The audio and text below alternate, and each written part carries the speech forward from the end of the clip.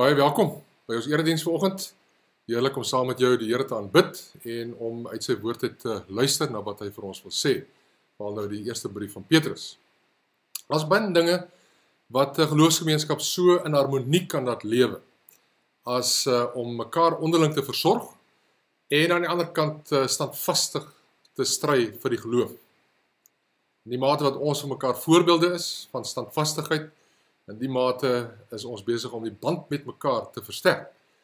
Dis iets wat van leiers gevra word, dis iets wat van lidmate gevra word. Almal van ons staan saam in die stryd vir die evangelie en in die onderlinge versorging van mekaar. Dis die boodskap wat Petrus vir ons gee, is die tema van hierdie reeks, is vol hart, vol vreugde, en is baie spesifiek vanoggend word dit daai boodskap ook vir ons gegee, dat ons sal vas staan in die geloof, sterk staan in die geloof. En dit is so heerlik vir my om die onderlinge hulpbetoon te kan waarneem, mense wat ons noodfonds ondersteun, mense wat help met hulpverlening, mense wat kos help met pakkies en met klere sorteer, wat mekaar bel, wat uitreik na mekaar, wonderlik om die onderlinge hulpbetoon te kan beleef. Hou so aan. Ek kom gou, dis die boodskap van Pinkster, dis die boek van Openbaring wat ek gaan hanteer. Ek het verlede week ietsie gesê daaroor.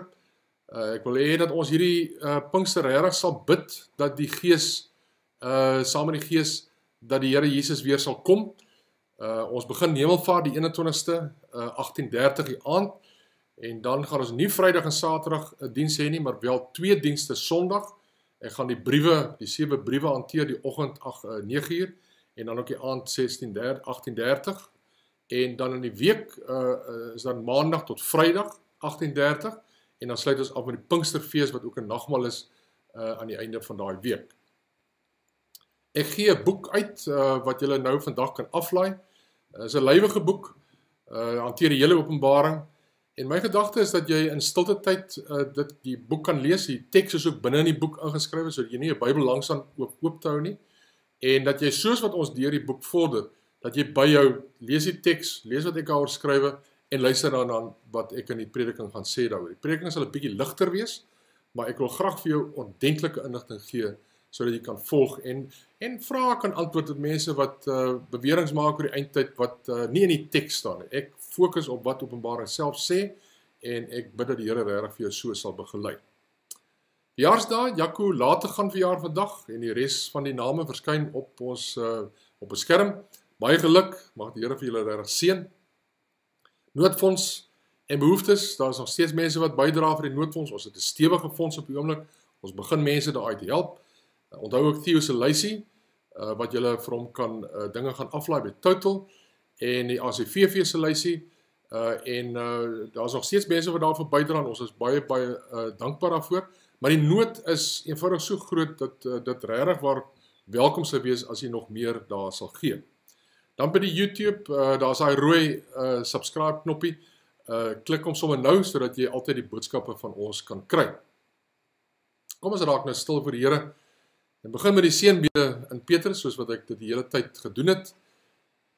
Hy sê aan die vreemdelinge van die diaspora in Somerstrand, aangepas nou vir Somerstrand, hulle wat uitverkies is volgens die voorkennis van God die Vader, om deur die heiligmaking van die Gees gehoorsaam te wees, en met die bloed van Jesus Christus besprinkel te word, mag genade en vrede in oorvloed aan julle geskenk word. Amen. Die koor gaan vir ons voor met Vonk 53 skuil by die Vader. Jy kan saam sing of net daarna luister.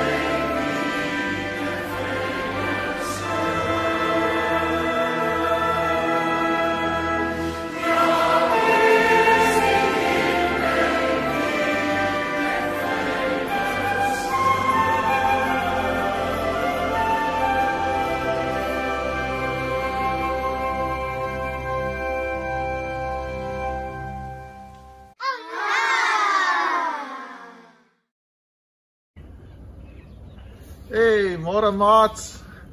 Hoe gaan dit vanmôre met julle? Ja, dis oom Jaco hierso. Kan julle onthou wat ons laasweek oor gesels het? Ja, ons het gesels oor jou ID boekie, nee, en wat daar in jou ID boekie moet staan. En ons het gesien ons het 'n aardse ID en ons het 'n hemelse ID. So ons het op aarde wat ons naam is en wie se kinders ons is en waar ons bly. Dis ons identiteit hier op aarde, maar ons het ook 'n hemelse identiteit, ons identiteit by God. En die Bybel vertel vir ons, wat is ons identiteit by God? Die Here ken jou naam, die Here ken jou naam. So, Johannes 1 vers 12, waaraan almal wat hom aangeneem het, die wat in hom glo, het hy die reg gegee om kinders van God te word. So as ons in hom glo, dan gee hy ons die reg om sy kinders te wees. So ek kan vir enige iemand sê, in die hemel is ek God se kind. Hy gee my daai reg. Ek is eintlik 'n koningskind, want God is die koning van die hemel en van die aarde. So ek is royalty, nee. Ja, maar ons moenie brag daaroor nie. Ons moet dankbaar wees daarvoor. Want om God se kind te wees, is daar 'n ongelooflike groot voorreg. En weet julle wat? Al gebeur wat hier op aarde, ek bly God se kind. Hy het vir my daai voorreg vir altyd en altyd gegee. So hierdie week moet julle onthou, om julle hemelse ID verder in te vul vir ons, en jou tweede versie daaronder in te skryf. Johannes 1 vers 12. En dan gaan ons weer Lego kompetisie hou. Oom Jaco wil hê, julle moet vir my God se troon in Lego blokkies bou.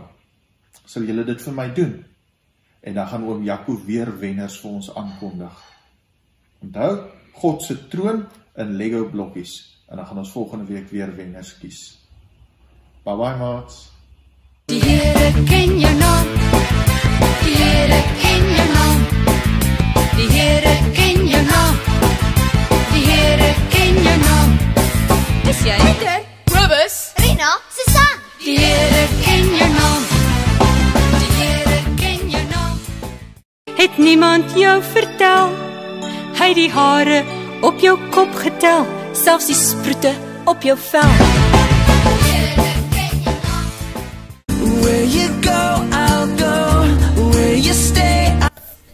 Goeiemôre gemeente. Is vir my lekker om met julle te gesels vanoggend. Ja, die afgelope 7 weke was ook vir my 'n tyd waarin ek baie getoets was en ja, dit was ook 'n tyd waar ek in elke toets kon ek net ontdek die waarheid van God se woord in dit en so die Here my gelei om in vrede te leef en ook in vreugde en in vryheid. So dit is positief vir my geestelike lewe in daai opsig. En dan is ek ook dankbaar vir die Here dat ek in hierdie tyd mense in my lewe het wat my kan seën en bemoedig en ja, en ook dat ek vir ander mense weer kan seën en bemoedig. En ek is net onder die indruk dat Jesus altyd die sondaar en die tollenaar binne sy gemeenskap het en hy lei ook vir ons om hom daarin te volg en so seën vir mense te wees. En dan is ek ook opgewonde dat ek nog steeds kan aangaan met my internskap, selfs in hierdie tyd en ek het vir elkeen van my interns het ek SD-kaart gelaai met materiaal en ook vir hulle Cell-C SIM-kaart gekoop en dit verlede week gaan aflaai by hulle en ja, dit werk in hulle fone wat nou nie slimfone is nie en so kan ons voortgaan en dan bel ek vir hulle 1 keer 'n week sodat ons net deur die materiaal kan gesels. So kan 'n mens weer aangaan met die werk. Nou ja, ek seën vir elkeen van julle, mag die Here vir julle ook ontmoet in hierdie tyd en mag julle sy goedheid ervaar. Okay, totsiens. I will follow you. Kom ons bid saam. Onse Vader, dit is wonderlik om by U te kan skuil. Wonderlik om U arms om ons te voel op 'n geestelike wyse en die rus en die vrede wat U bring, om dit ter harte te kan neem. Dankie vir U Gees wat hier is om nie net vir ons die woord te verklaar nie, maar ons ook U bedoelinge met ons te laat begryp, sodat ons kan saamwerk, nie net met mekaar nie, maar ook met U. En U, die gestalte wat U van Christus in ons wil na vore laat kom, om daarmee mee te werk. Seën vir ons in die luister na die woord. Amen. Onthou jy die gedig van A.D. Keet, Muskietejag? Jou vaabond wag, ek sal jou kry. Van jou sal net 'n bloedkol bly. Hier op my kamermure, deur jou vervloekte gonsery, deur jou gebyt en plaary, kon ek nie slaap vir ure. Mag ek my voorstel, eer ons skei, eer jy die doodslag van my kry. My naam is Van der Merwe. Miskien, wees maar nie treurig nie, wees ook nie kieskeurig nie. Jy moet tog eendag sterwe. Verwekker van malaria, sing maar jou laaste aria. Nog 1 minuut vir grasie, al soebat jy nog so lank, al sê jy ook ek is nie bang, nooit sien jy weer jou nasie. Hoe sedig sit hy, oor die kring, sy kinders kan maar kraanse bring. Nou gaan die vaabond sterwe, pardoef, dis mis, daar gaan hy weer. Maar dood sal hy, so waar ek sweer, my naam is Van der Merwe.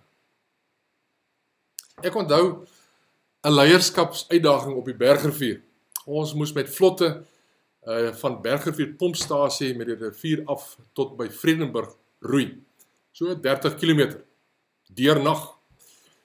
Ons is vooraf gewaarsku oor muskiete. En een van ons spanmaats het daarom 2 weke voor die tyd al begin om knoffel te eet. Ons kon dit nie naby hom uithou nie, so het hy met permissie gesê, gestink. Maar die muskiete het hom ook nie gepla nie.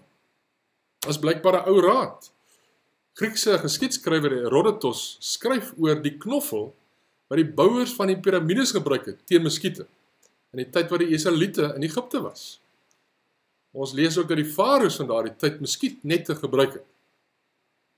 Maar niemand het ooit muskiete aan malaria verbind nie, hoewel die siekte van vroeg af bekend was. Aanvanklik het die Grieke gedink dat malaria veroorsaak word deur miasma. Dit is gevaarlike dampe wat uit die grond uit gekom het en deur die wind rondgewaai is. En hulle gedink dit is wat die mense so siek gemaak het. Hippokrates, die vader van moderne medisyne, het dit weer aan die klimaat en aan weertoestande toegeskryf. Trouwens, die moderne naam malaria kom van die Latyn mal, wat sleg beteken, en aria, wat lug beteken. So, slegte lug, malaria. En laat ons nie vergeet nie, malaria was en is 'n verskriklike siekte. Sommige historici verbind die val van die Romeinse Ryk in die 5de eeu na Christus aan 'n Romeinse koors, 'n epidemie wat met malaria verbind word.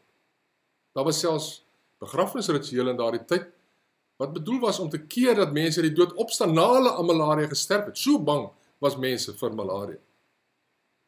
Mense het algaande daarom raad gekry vir die behandeling van malaria. Dit was Spaanse sendinge wat in die 17de eeu in Peru die plaaslike behandeling van malaria ontdek het en dit toe wêreldkundig gemaak het. Die bas van die koorsboom, deel van die genus Cinchona, het verligting vir die koors gebring. Hierdie behandeling het ook bekend geraak as die Jesuïtebas, wat sy egter nog 2 eeue neem voor die aktiewe bestanddeel daarin ontdek sou word, kinien. Maar die oorsaak van die probleem van malaria is eers in die 19de eeu, oor 'n tydperk van 50 jaar se navorsing, ontdek. In 1948 het Johann Heinrich Meckel die malaria parasiet die eerste keer waargeneem. Hy het nie regtig geweet wat hy waarneem nie, maar hy het dit die eerste keer waargeneem. En verskeie navorsers daarna het hulle toegespits om regtig agter te kom wat hier aangaan. Alfonso Lefran het in 1880 'n deurbraak gemaak, die parasiet geïsoleer en ook agtergekom as jy kinien bysit, dan verdwyn die parasiet uit die bloed uit. Maar waar het die malaria vandaan gekom? Was steeds 'n raaisel. Toe op 20 Augustus 1897 het Ronald Ross bewys dat die malaria parasiet deur die Anopheles muskiet oorgedra word. Uit die maaginhoud van 'n Anopheles muskiet wat op 'n persoon met malaria gevang is gedissekteer en die parasiet geïsoleer, is die verdere navorsing het bewys dat dit die oorsaak van malaria was. Nou hy was 'n formidabele mens, Ronald Ross, wenner van die 1902 Nobelprys vir medisyne. En hy het nie net 'n uitgebreide klomp wetenskaplike navorsing nagelaat nie, maar hy was ook 'n skrywer van formaat, aantal novelles geskrywe, en hy was onder andere 'n digter. En hier is 'n aanhaling uit 'n gedig wat hy geskryf het na die ontdekking van die malaria parasiet. With tears and toiling breath, I find thy cunning seeds, O million murdering death. Jy wonder seker hoekom ek met hierdie inleiding begin. Ek wil dit so doen en dit so vertel. Daar's iemand in hierdie wêreld wat op 'n soortgelyke wyse die bron van alle kwaad is. Wie se saad ook verantwoordelik is vir miljoene se dood. Met sy cunning seeds, a million murdering death. Wat alles deursuur met die parasiet van sonde. Om 'n Godse wêreld te leef, en mense te laat leef asof hy nie bestaan nie. En die mense te lei om sy wet te oortree asof hy nie daarop sal reageer nie. Hierdie wêreld was perfek geskep. Soos God gesê het in die begin, dit was baie goed.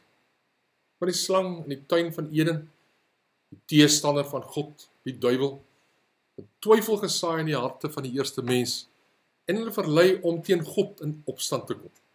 By elke stukkie kwaad, elke stukkie sonde, elke stukkie lyding kom van daai punt af. Natuurlik, daar elkeen van ons sy eie skuld vir sy sonde. Maar die punt waar dit begin het, die punt waar God se skepping aan die verganklikheid oorgegee is, daardie punt lê in die onverklaarbare bose opstand van die draak, die Satan, soos wat Openbaring hom beskryf. En ons moet waak om allerlei ander oorsake vir die lyding in die wêreld te soek. Ons weet wat die probleem is.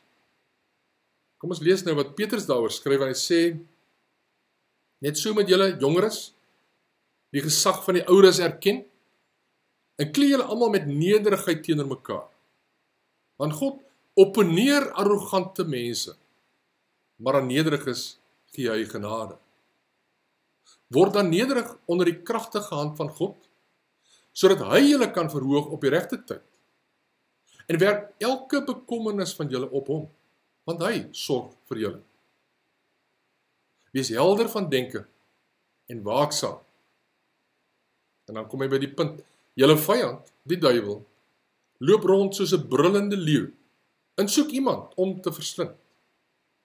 Staan hom teen, sterk in die geloof, omdat julle weet dat julle medegelowiges in die wêreld dieselfde soort lyding ondergaan. En nadat julle vir 'n kort tyd gelei het, sal die God van alle genade wat julle geroep het vir sy ewige heerlikheid in Christus Jesus, julle self herstel, stewig maak, versterk en 'n vaste fundament gee. Aan hom behoort die krag tot die ewigheid. Amen. Onthou hierdie verhaal van malaria wat ek vir julle vertel het. Malaria was deur die eeue 'n gevreesde siekte. siekte en 'n bedreiging vir miljoene mense. Tot die navorsers in die 19de eeu bevind het dat die siekte deur muskiete oorgedra word. Onmiddellik toe hulle besef wat die ware vyand is, kon hulle nuwe stappe doen en die groot bedreiging tot in 'n groot mate beperk en op plekke selfs oorwin. Selfde geld van wat Petrus skryf oor die lyding en die vervolging wat ons beleef van die wêreld. Daar's altyd in sy tyd hierdie twee bronne daarvoor gewees. Aan die een kant was dit die owerheid wat teenoor hulle opgetree, die Romeine, die Grieke en selfs ook die Jode. Baie publieke vervolging, baie publieke teestand. Ander kere was dit doodgewoon persoonlik. Hulle is gespot, hulle is verkleineer, hulle is geminag.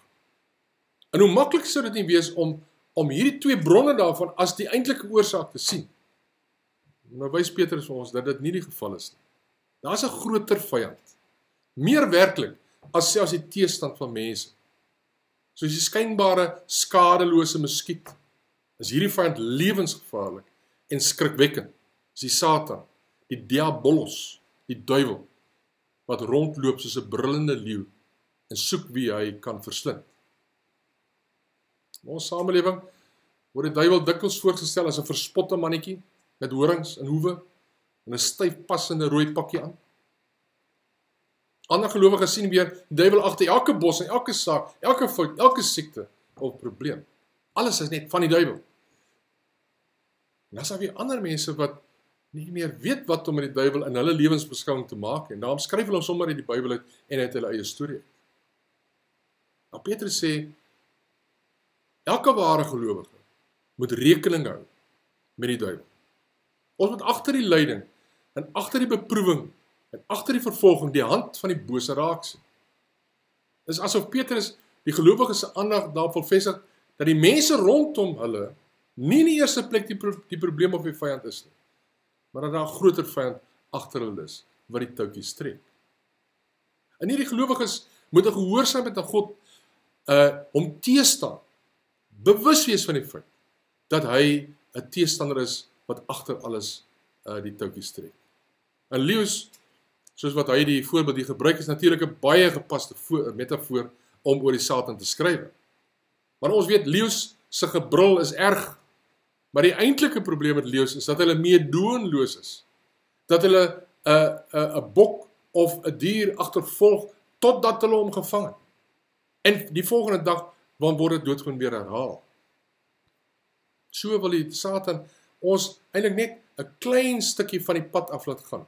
Sodat as ons van 'n klein stukkie van die pad af is, dan kan ons 'n bietjie verder vat en 'n bietjie verder vat. Hy's meedoenloos, soos 'n brullende leeu om ons te verslind en ons van die pad van die navolging van Christus om ons daarvan af te haal. Nou, gelukkig is ons nie weerloos nie. Dis wat Petrus vir ons skryf. En hy gee vir ons 4 perspektiewe wat ons kan help in ons stryd teen die duiwel. En let op waar Petrus begin. Vers 5, hy sê, wees nederig teenoor mekaar. Hy sê, ons moet nie self soos leeu's teenoor mekaar optree nie. Jonger mense met die ouer mense se gesag erken. En dit begin in die ouerhuis. Sluit die geloofsgemeenskap in. Hoekom? Want God opponeer arrogante mense. Dis aan die nederiges, sê Petrus, wat hy genade gee. En die tweede ding, vers 6, is wees nederig teenoor God. Onderwerp jou aan God. Beteken doodgewoon dat jy nie in eie krag probeer om die duiwel te staan. Dat jy in gebed jou lewe aan God toevertrou. Dat jy op 'n baie praktiese wyse elke bekommernis wat jy het aan God gee in die gebed, sodat die Satan dit nie kan gebruik om jou negatief te maak in hierdie lewe nie. Sal dit werk? Natuurlik. Hoekom? Want, sê Petrus, God sorg vir jou. Hy het 'n kragtige hand, hy sal jou oprig, hy sal jou laat oorwin. Petrus gebruik hier 'n woordjie wat eintlik met omgee vertaal kan word. Dit kan vers 6 so vertaal, plaas al jou sorge op hom, omdat hy vir jou omgee. Of jy kan dit so vertaal, of so verstaan, ons kan ons omgee vir God gee, want God gee om vir ons omgee. En die derde ding is, om helder van denke en waaksaam te wees, en op daai manier die Satan te staan. Ek wil vir jou 'n prentjie gee wat jou sal help wat dit nodig is om helder van denke en waaksaam te wees. As jy in 'n middestad ingaan, te voet, dan sal jy tog nie in 'n donker systraatjie afstap nie. Want jy sal weet, jy stel jou lewe daar in gevaar. As iemand nader kom en hy dreigend sou wees, dan sal jy probeer om dit te vermy. Of as jy sien daar's een of ander plek waar daar geweld is of daar iets gebeur wat verkeerd is, dan sal jy mos nie nader stap om te gaan kyk en deel te raak daarvan. En jy sal sorg dat daar baie lig is.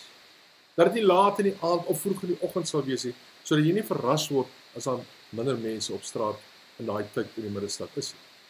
En jy sal vooraf weet, daar sekere plekke waar jy glad nie kan gaan nie, waar dit gevaarlik is, en waar jy jou lewe in gevaar sal stel as jy daar gaan. Dit is nie anders in die geestelike lewe nie. Jy kan jou kop gebruik en jy kan dink oor hoe jy versoekings kan vermy. Jy kan die Bybel lees, sodat jy al hoe beter agterkom wat wil God en wat wil God nie. Jy kan agterkom wat vir God goed is en wat vir God sleg is. En jy jou lewe kan inrig dat jy nie vir versoekings val nie. En daarin is 'n accountability partner, iemand wat saam met hierdie pad kan stap, natuurlik 'n baie groot bate. En as dit dan wel gebeur dat jy versoek word of vervolg word, as jy aan lyding blootgestel word, dan sê Petrus in die 4de plek, staan hom teë, sterk in die geloof, omdat julle weet dat julle medegelowiges in die wêreld dieselfde soort lyding ondergaan. Ons almal het dieselfde tipe uitdagings. Dit is my tog vreemd dat mense dink dat hulle uniek is in versoekings. Daar is mense wat groter uitdagings het, maar dis die uitsonderings. Daar's 'n stuk bemoediging in die feit dat almal van ons wat die Here regtig wil dien, dieselfde tipe lyding ondergaan. En ons het hierdie belofte van God dat hy sal sorg dat ons dit maak in lyding. Sê Petrus, en nadat julle vir 'n kort tyd gelei het, sal die God van alle genade wat julle geroep het vir sy ewige heerlikheid in Christus Jesus, julle self, en dan gebruik hy 4 woorde, herstel, stewig maak, versterk en 'n vaste fondament gee. Hierdie 4 woorde sê eintlik wat Jesus in jou lewe wil doen. Hy sê Jesus sal jou herstel. Dis 'n woordjie wat gebruik word wanneer jy nette byvoorbeeld sou heel maak. Dis wat hy met jou sal doen, so wat jy net se draadjies weer ordentlik vasknoop in mekaar en sorg dat hy ordentlik kan werk. So maak God dit in jou. Hy sit al die draadjies weer bymekaar. Hy herstel jou. Hy maak jou bekwaam. Hy rond jou af. Hy bemagtig jou om standvastig te wees in die geloof. En hy sal jou stewig maak. Dis om jou so vas en solied soos graniet te maak. Dis wat die woord beteken. Ons weet mos dat lyding 2 goed met 'n mens kan doen. Kan jou mekaar laat stort as dit te veel raak vir jou, of dit kan jou versterk sodat jy so staal is wat deur vuur gelouter word. En dis wat die Here met jou wil doen. Hy wil jou so sterk so staal maak. En daar staan ook dat hy jou van binnekant af sal versterk. Dit beteken letterlik om jou vol te maak met krag. En deur die 4 oond van lyding om as ware 'n sterk binnekant vir jou te bou. En die laaste woord wat hy gebruik is om jou 'n vaste fondament te gee. Dat hy jou standvastig sal maak, dat deur die pyn en die lyding wat op jou lewe kom, dat hy jou regtig vas sal maak en sal sorg dat jy nie stukkend geslaan word nie, maar soos 'n huis sal wees wat op 'n rots gebou is. Want dit is die oorhoofse boodskap van Petrus.